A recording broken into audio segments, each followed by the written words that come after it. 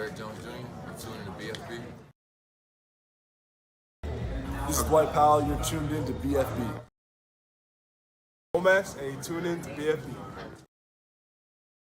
This is Derek Lively. You're tuning in to bFb. What's up, guys? It's Josh Green. Tune into bFb.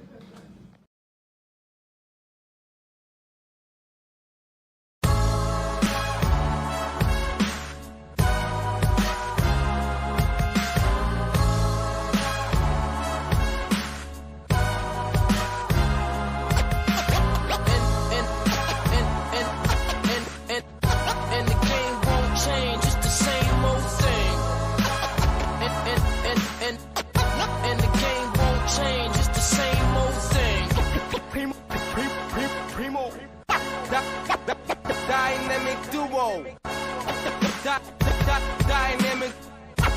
Dynamic duo.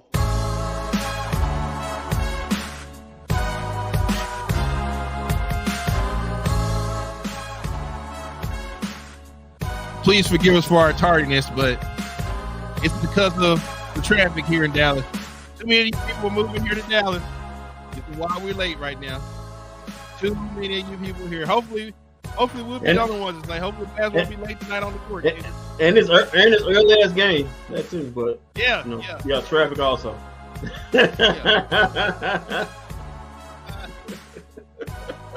Oh man,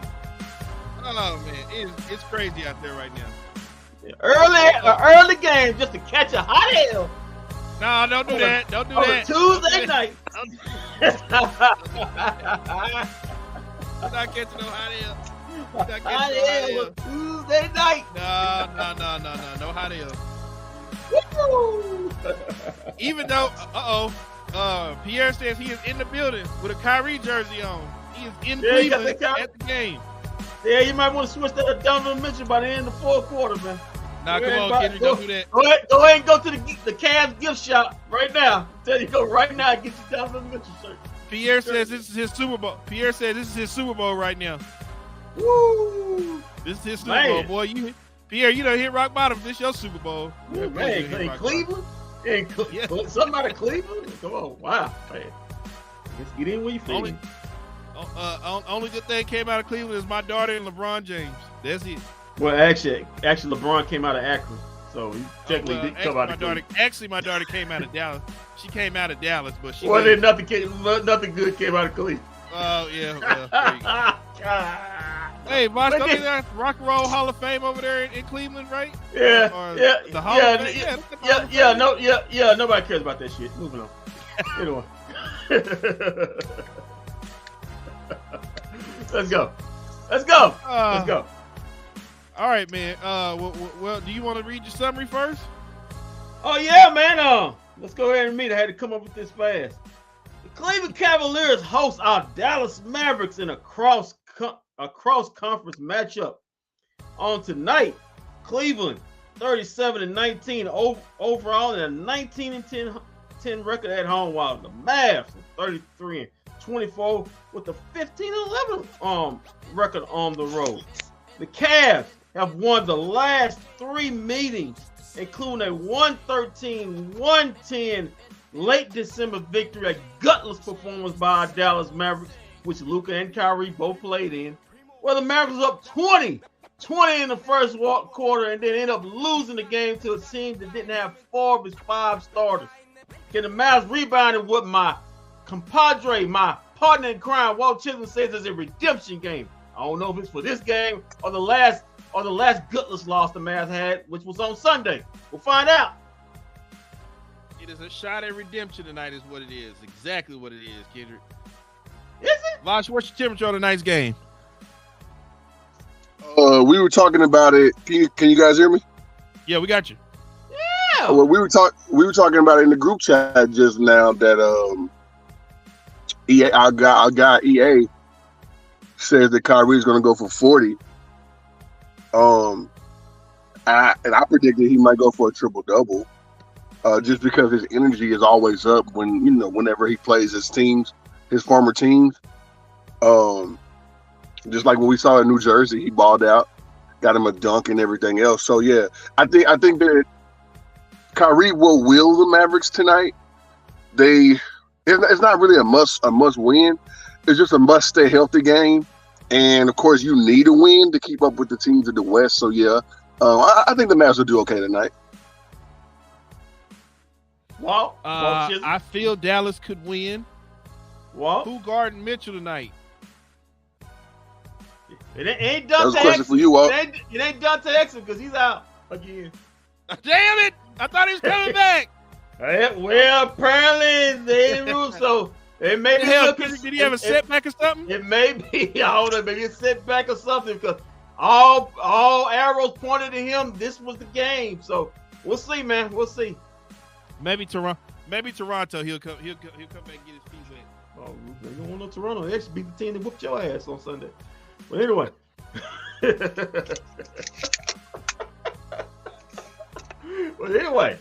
Anyway. Oh, also, guys, Cavs favored by 4.5. Referees for tonight's game are James Williams, Carl Lane, and Matt Calio. Ooh. Calio. Ole. Calio's the projects in New Orleans. Yeah, I'm inside the Cali the projects in the world where Master P at. I mean, I guess you can say that also. Go that way. Go ahead. I don't know who the hell he is. Maybe. I personally just hope that the Mavericks don't get the same referees that the Knicks and the Pistons had last night when Jalen Brunson and them stole that game. That was horrible. Listen, NBA Tobias, I got some bad news for you. Oh damn! It is. No, it's so many bad referees out there. You gonna catch one of them twice a week. So It's gonna be one or the other. yeah. So Good point. Why? I wonder why that is too. Are you at Boomer Jacks right now? Live. Walking in. You at Boomer? welcome to Boomer Jacks. Listen, slip them on some scissor and catch that hot air and go back home. No, don't do that. We got Coach Kidd. Damn. Hold on. Coach Kidd a minute. He talked a long time on this interview. Damn. You must know what's gonna happen tonight too, huh? You getting it all out right now. Getting it all out right now. I tell you what. Let's do the news you can use. We'll finish with Coach Kidd. That long as that interview is, my God. He talked a long time. What are you talking about, man? Get it out. I don't know. We'll figure out. We might as well just go to news you can use right now. Coach Kidd gonna be a minute. All right, let's get on to it. Get on to it. News you can use. All right. Okay.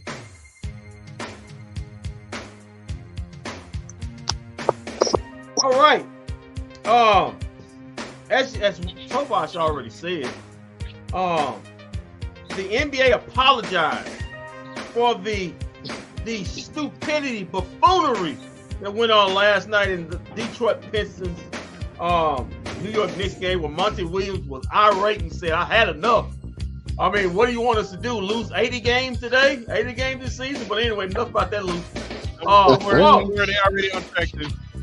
Well, Tobias, how bad has the referees have been from this year to maybe previous years? And is it something like Coach Monty Williams? Is it something they can do about it, or is it nothing they can do about it? I'll go first, Walt. You gotta start reprimanding them, or you gotta send them back down, man. Like when I say back down, I mean pretty much down to where they get their games cut, their level of. I mean, I guess it's incompetent. It's really, really bad, dog. It's really bad. You gotta start fining them or taking games away from them. But here's my magical question, though.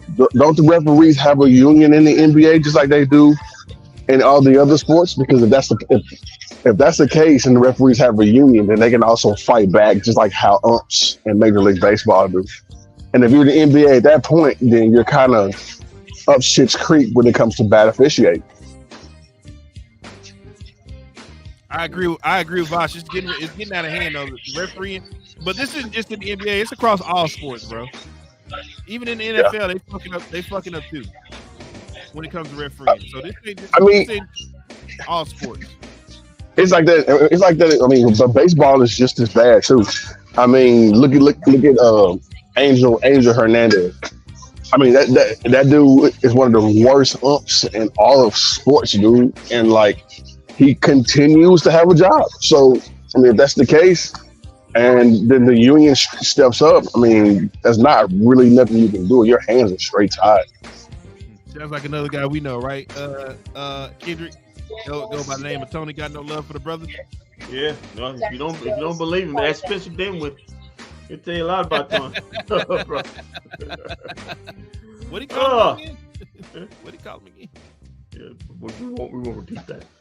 We won't repeat that. Okay, moving on.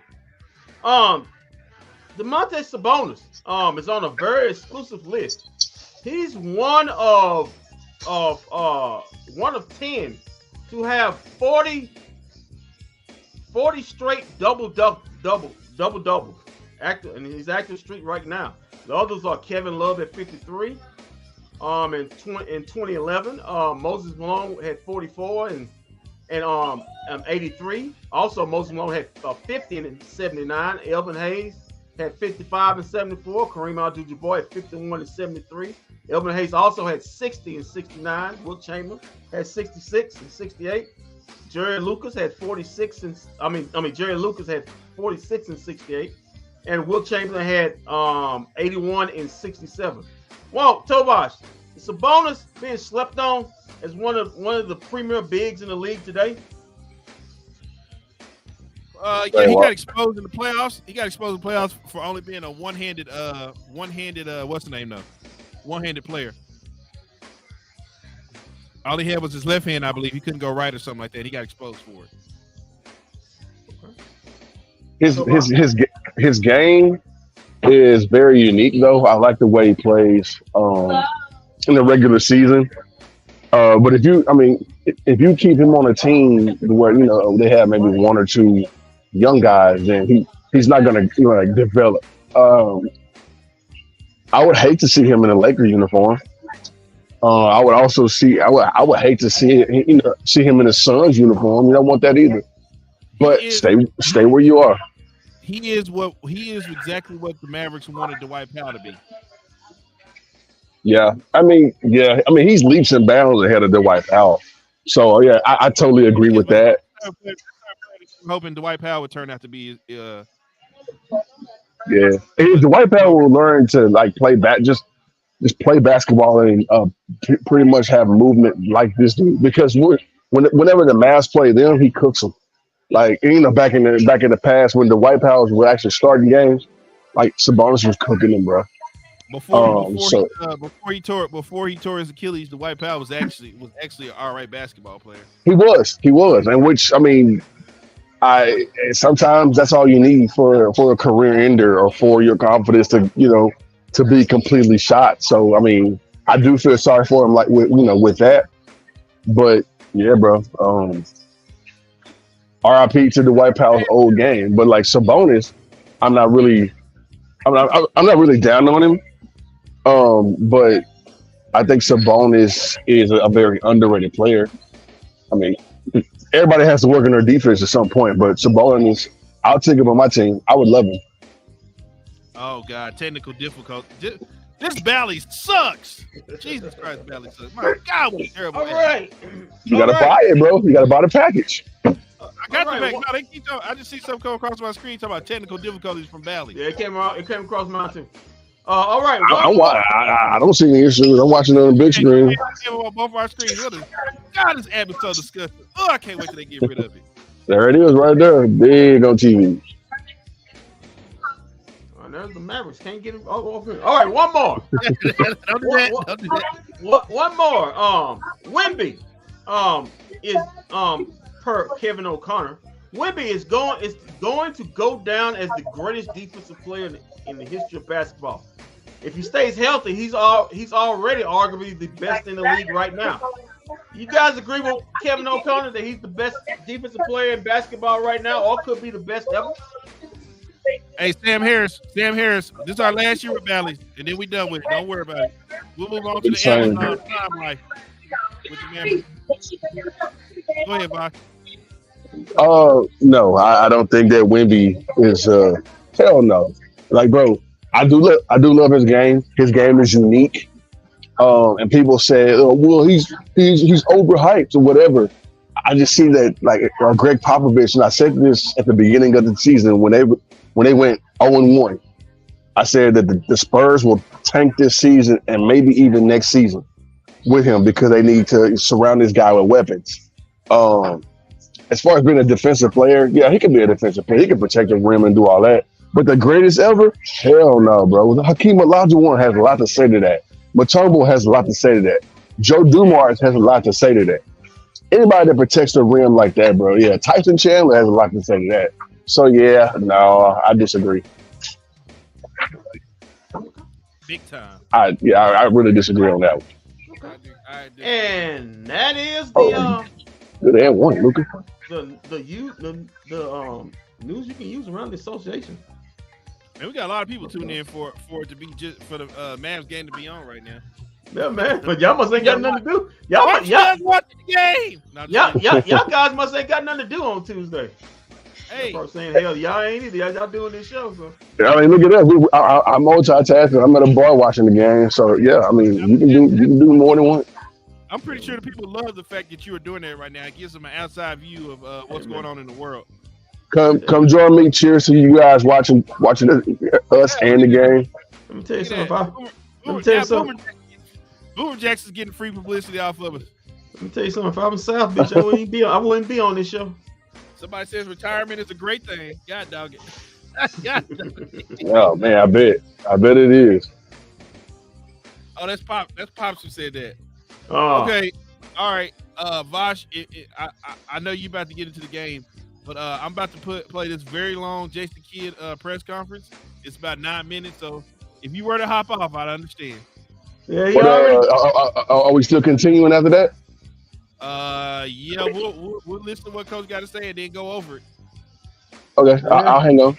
I'll listen. Yeah, he already getting it out the way. Go ahead and order your food and everything. By the time you finish eating, Coach Kidd will be done talking. I'll be on my third shot by then. You already getting the excuse out the way right now.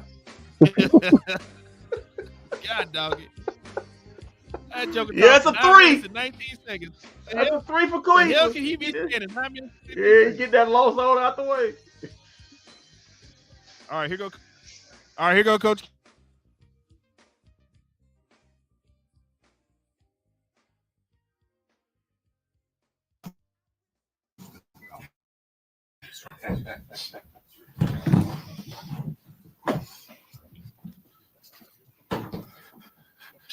All right, let's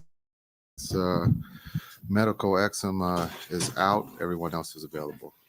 How did Exum come through the practices on Monday, Saturday, Monday? Yeah, I thought he was good both days. Yesterday was good, so hopefully somewhere on this road trip we'll see him play. Okay, but is there a chance he plays tomorrow? Could be. Okay, all right. The 15 assists the other day. You think it was a lack of ball movement or a lack of player movement? Some combination, but also we have to make shots to get assists. So I think it was our lowest of the year. We have to be better, and just understanding we had some great looks. We missed some layups. We missed some open shots. It's just part of the game. It happens during the season. We watched it. We talked about it, and we'll see if we can have a better effort, tonight here in Cleveland. Jason, with only a half a game separating teams by the East and West, how much advantage do you watch this game at this point? I'm just focused on us. That's the biggest thing. I can't worry about anybody else. Sacramento, Oklahoma, New Orleans. I can't worry about who they're playing and what they're doing. I have to worry about those guys in the locker room, giving them the game plan and put those guys in a position to be successful. Also with new pieces, I don't have time to watch the scoreboard right now. What kind of impact, how you guys slow down Jared Allen after the game he had in December in being ready on the first possession, just understanding we were not ready on the first possession. Give them credit, JB. Those guys played hard for 48 minutes and found a way to win. They didn't have everybody, so give them credit. JB's had this team playing at a high level with the injuries, and now they're getting healthy. And so they're one of the best teams in the East. This is a great test for us. Jason, as a CPJ, he's doing a lot of good things at the defensive end of the floor. He's playing the unselfish right way, if you will, on offense, making some passes. When it comes to his shot falling, is there an adjustment for him of the kind of shots that he's going to get and take in this situation? In Charlotte, with all due respect to them, here, the stakes, the pressure, the importance of wins, all of that is elevated. Is there an adjustment that you're seeing for him kind of going through that process? Yeah, I think it's it's a process. I think understanding that two situations are a little different. Also, looking at the defensive side, he's playing at a high level for us defensively. It's just a matter of now the offensive side catching. When you talk about the open threes that he's getting, we believe he's going to start knocking those down, and he's shown that he's done that in his career. We want him to be aggressive. We want him to be able to put the ball on the floor and attack. We need more of that from him. If we have the likes of trying to win a championship, we can't just rely on Kai and Luka being able to be the playmakers. PJ can also make plays off the dribble by scoring, but also finding open teammates. So we're going to need a little bit more of that from him, and I think he's up for that challenge. A little more than a year now, Jason, since your big trade for Kyrie. Why has Dallas turned out to be such a good place for him? It probably would have to start with Nico and myself. He's comfortable. The relationship has gone, not just on the court, but off the court. We've known Kai. Nico's known Kai from the Nike days. I've known Kai for a long time, being in Jersey. And so sometimes when you're comfortable with people, you tend to have your best results. And you can see that I'm not saying we are the only reason. He has a big part to do with this. I think maturity, he's at peace. He's enjoying Dallas, the city. He's enjoying his teammates, and he's playing at a high level. But I would say that he's at peace. I think with his career, he wants to win. And he's doing everything to help us, on a nightly basis to win. And he wants to win a championship. You see him become even more comfortable too, just with his teammates in his role and like being more vocal as a leader. Yeah, I think anytime there's a trade, it's a process of getting settled.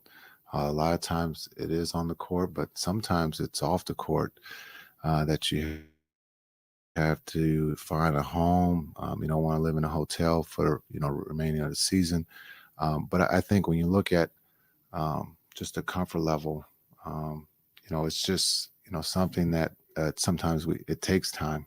As much as we want it to be like Google or Siri, it just doesn't come that fast. And so we just have to be patient because these are humans that are athletes that have feelings and emotions and, are trying to put their best foot forward. And they're being judged every second. It's tough. But I think when you talk about Kai, Kai's one of the best players that ever played a game. And I think we're very lucky to have him on our side. I know there was a lot of speculation that it wasn't going to work. But you can see that those Luka and Kai are playing at a very high level right now. I mean, you talk about being patient, but it has been just about a year, and it seems really easy right now. It feels like he's really just transitioned. He's more vocal. He seems very at peace with this team. Yeah, I think peace is a big word. Also, understand this is Luka's team, and he's been a part of teams where it was someone else's team. When you talk about LeBron, but Kai, it never affected Kai. Kai goes out there and does his job of what the team needs. If it's making the last shot to win the championship, if it's making assists, if it's making a steal or a defensive stand, make sure you get that. I said that he plays defense because he would be mad if I didn't say he didn't play defense. So I just think that, you know, he's one that for our young players to watch. You know, he came in this league young. He's still young. He loves to play, but he's one of the best to play at the highest level, and he's not afraid of the moment, and he's not afraid to play with other stars, which I think when you see in this league, you'll find some guys who don't want to play with other stars because they feel threatened. A couple nights ago, you used the term that you guys have to adjust to being hunted. And then a few minutes later, Irvin came in and said, you guys need to adjust to being the hunted. And I don't know which one of you two kind of came up with that message, but what does it mean as a coach to where one of your best players is pretty vocal and sharing that message through the line? We're on the same page.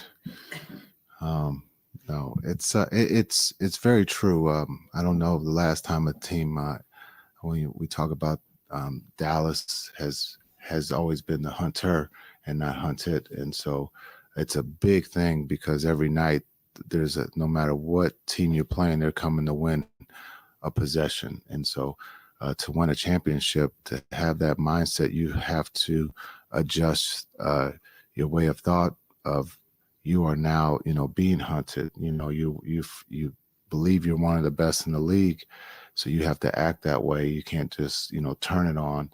You have to be aggressive, and you can't wait. And a lot of our young players in that locker room haven't been in this situation. So this is new. There's very few in that locker room who have been in this situation. So this is a learning experience for everyone. But when one of our leaders is on the same page with the coach, that's a good sign. Thanks.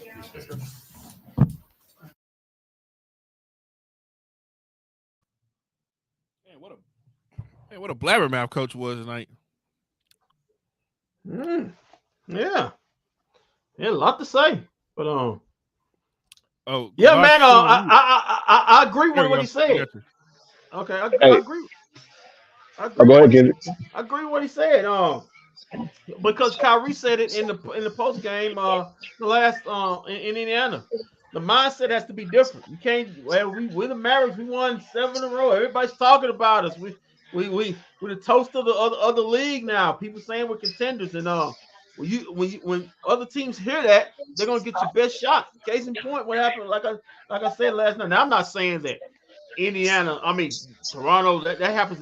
That happens every day. Teams lose to every team, but the intensity. I watched the game. The intensity was different, and everybody played in the game. We lose to Toronto, and the season is on the line. But I'm saying the intensity was different from Indiana playing Toronto than it was playing the Mavericks, because the Mavericks are now considered a big time team. So you're going to get it every night. Cleveland, they've won 16 or 18 of the last 23. They take care of the Cleveland problem right now. But I'm just saying, but nobody talks about it because it's Cleveland, even though they're second in the East. So yeah, they Mavericks are like a 7-game win streak too, though. But nobody talks about it, Walt, because Cleveland. Yeah, you're right. Nobody brings up Cleveland. But the Mavericks, because they got superstars that are basically showable in Kyrie and Luka, they're going to get more headlines. So the Mavericks got to take every game and point that, hey, we're the hunted. We're not the hunters no more. We got to go in with a mindset, and that's what Kyrie was saying in the post game. And I guarantee you, he alliterated to his teammates in film study yesterday, as far as after the game on Sunday. Did they have film study yesterday? I just see Luka. I just see Luka pass THJ the ball, and I was like, they may have looked at some tablets too. Yeah, on the flight there. They probably, yeah. Did you see a few minutes ago? Luka would pass Tim Hardaway through the ball. He looked like, what the hell did I just do that for? Yeah, he did that twice. Don't do that again. Don't do that again. He did it twice. It is safe to say right now, Tim Hardaway Jr. is on a down streak. I'm not giving up on him, and the Maverick coaching staff is not either. And I mean, he'll be okay. That's good. That's good for him because the rest of the city. Yeah, I mean they have for now, but the moment he gives you an 8-0 run by himself, then he'll be okay. I mean, he just needs some home cooking, I think. I think the problem Vosh is that he can't get into a rhythm right now because he's not playing so many minutes now. His minutes have gone down. He can't really get into a rhythm. Well, streaky shooters do that, and it's not. But again, it's not an issue. Jason Terry was the same way, but Jason Terry just had dirt to say check into the game. Like Tim Hardaway Jr. wasn't. It's not as effective as Jet, but Jet was that streaky guy too. But Jet can play defense too. Yeah, but Jet can run and Jet can run offense. he can run offense. Very true. But I told you when Kyrie is on the floor with Tim Hardaway Jr., he plays good basketball. Strus is killing me right now. Who is? Strus. Oh, Strus. Yes. Hey, you traffic back Strus. He'll light you up. He was with Miami last year. Yes. Is it Max Strus? Yeah, it's Max Strus. Yeah, he has that body of one of those dudes that like just hoops, just eats what he wants and just hoops in the gym. He got old man body. But he got a shot. But he got that shot. Yeah, he got that Boris Diaw body. Look at Luka. He gets the ball from THJ. He like, man, move, get out of the way. Yeah. God dog it. Yeah. But what can you do? He's still on the team. Hopefully, that'll change next season. But as of now, he's still on the team.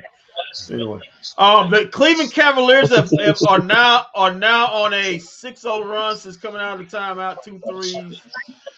Darius Garland's on the free throw line. He just missed the first of two, shooting for the second one to give the Cavs a lead, and he got that one. It was a 3-point foul, so he's shooting another one. Now it's a 7-0 run. All right, man. We'll be back at halftime. Hopefully, we'll be singing a different tune by then.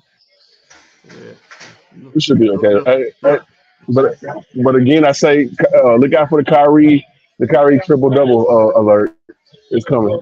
Not unless Luka scores 75. What's the stat line right now? Dang it, that's a good question. I don't have it right now. He got 5 points. We'll find out. They got 5 points. You got 5? Give me more than that, kid. Huh? Give me more than that. I want to see. I want to hear about your other stats. Luka's got 9, 4, and 1 already. And Luka has what? I mean, Kyrie has what again? 5 points and 1 assist. 5, 1, no rebounds. No rebounds. All right, you're gonna have to work hard for that triple double there. Yeah. Listen, Tovar. Listen, Tovar. This is a tall basketball team he playing against. It's gonna be difficult to get boards against Cleveland. Yeah, I mean, he's one of the best rebounders on the Mavericks team. So, I mean, he has an active finding the ball. Let's not sleep on that part. Yeah, but down low, to what Kenny said, he's got to worry about what's name, Allen Mobley. What the hell were you doing, Luka? Somebody cut him right now. Trade him. What the hell? Yeah, take your fat ass on down and just get on the block. What the hell was that? Come on, man. What a dumbest turnover. Step back coming up. Oh, man. That was nice. All right, we'll be here.